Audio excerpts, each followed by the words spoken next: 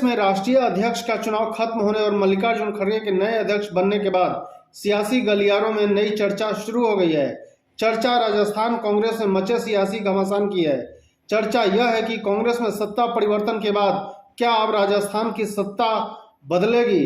क्या अशोक गहलोत मुख्यमंत्री की कुर्सी पर आसीन रहेंगे या सूबे की सत्ता सचिन पायलट को सौंपी जाएगी? दरअसल राजस्थान में बीते 4 साल से कांग्रेस की सरकार होने के बावजूद अस्थिरता का माहौल है। यहां मुख्यमंत्री की कुर्सी को लेकर अशोक गहलोत और सचिन पायलट के बीच मतभेद लगातार जारी है। 4 साल में कई बार यह मतभेद खुले विरोध के रूप में सामने आया है। ताजा मामला हाल ही कांग्रेस अध्यक्ष चुनाव के दौरान देखने को मिला। मुख्यमंत्री अशोक गहलोत राष्ट्रीय अध्यक्ष का चुनाव लड़ने वाले थे, लेकिन अध्यक्ष बनने के बाद भी वे मुख्यमंत्री की कुर्सी नहीं छोड़ना चाहते थे। इसे लेकर सूबे में एक बार फिर सियासी घमासान मचा हुआ है। पार्टी की बैठकों का दौर चला। वाद विवाद के बीच गहलोत सरकार के 90 विधायक मंत्रियों ने विधानसभा अध्यक्ष को इस्तीफे तक सौंप दिए। उस वक्त आला कमान के 2 टूक निर्देश पर मुख्यमंत्री गहलोत ने अध्यक्ष चुनाव लड़ने का फैसला वापस लिया और मुख्यमंत्री बने रहे। पार्टी सूत्रों के मुताबिक राजस्थान में आए दिन होने वाली इस सियासी घमासान से पार्टी आला कमान परेशान है। ऐसी गतिविधियों से विपक्ष को बयानबाजी का मौका मिल रहा है और पार्टी की छवि खराब हो रही है। अध्यक्ष चुनाव के दौरान जो घटनाक्रम हुआ वह चिंताजनक था, लेकिन उस वक्त चुनाव करवाना पार्टी की प्राथमिकता थी, इसलिए सभी मौन रहे। अब नए अध्यक्ष आने से चर्चा है कि क्या राजस्थान में पार्टी का विवाद खत्म होगा।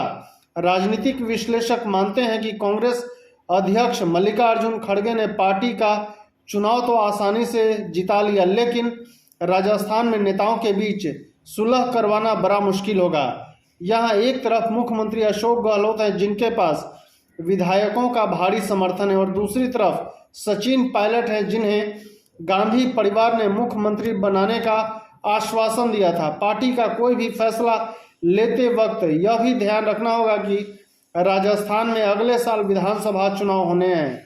ऐसे में उनके लिए बड़ी चुनौती यह भी होगी कि यहाँ सत्ता वापसी कैसे संभव हो। किसी भी नेता को नाराज करना पार्टी के लिए मुसीबत बन सकता है।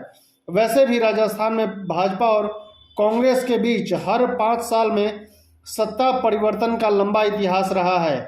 वर्तमान में राजस्थान कांग्रेस की स्थिति इधर कुआं उधर खाई जैसी स्थिति बनी हुई है। खड़गे यदि गहलोत का साथ देते हुए उन्हें मुख्यमंत्री पद पर बरकरार रखते हैं तो पायलट खेमा नाराज होकर पार्टी छोड़ देगा और शायद भाजपा का दामन थाम ले।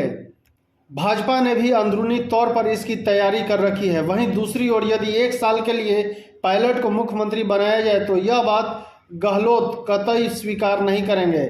आखिर इस पद पर बने रहने के लिए ही तो उन्होंने पार्टी का राष्ट्रीय पद छोड़ दिया। गहलोत को हटाने के बाद पार्टी इसलिए भी नहीं सोचती क्योंकि हाल ही पार्टी गहलोत समर्थक विधायकों और मंत्रियों ने सामूहिक इस्तीफे सौंप दिए थे। अभी इन इस्तीफों पर भी फैसला होना बाकी है। मुख्यमंत्री अशोक गहलोत का सियासत का जादूगर कहा जाता है।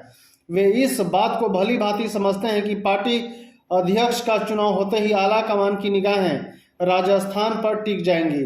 हो सकता है कि पार्टी असंतुष्ट खेमे को खुश करने के लिए 1 साल के मुख्यमंत्री पद पर सचिन पायलट को बैठा दे। ऐसे में गहलोत ने खड़गे का खुलकर समर्थन किया था, उनके पक्ष में बयान दिए। इतना ही नहीं, भारत जोड़ो यात्रा और अन्य जगहों पर सोनिया गांधी और राहुल गांधी की जमकर तारीफ भी की। इतना तक कह दिया कि राजस्थान में गत दिनों हुए घटनाक्रम में यदि मेरी कुर्सी सुरक्षित रही तो वह गांधी परिवार के आशीर्वाद से ही बची है।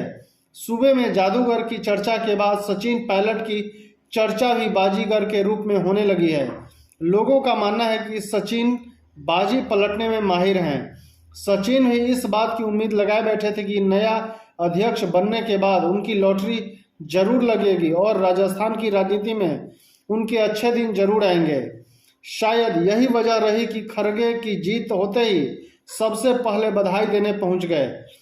इनके बाद मुख्यमंत्री गहलोत और सूबे के अन्य नेताओं ने खड़गे से मुलाकात कर बधाई दी।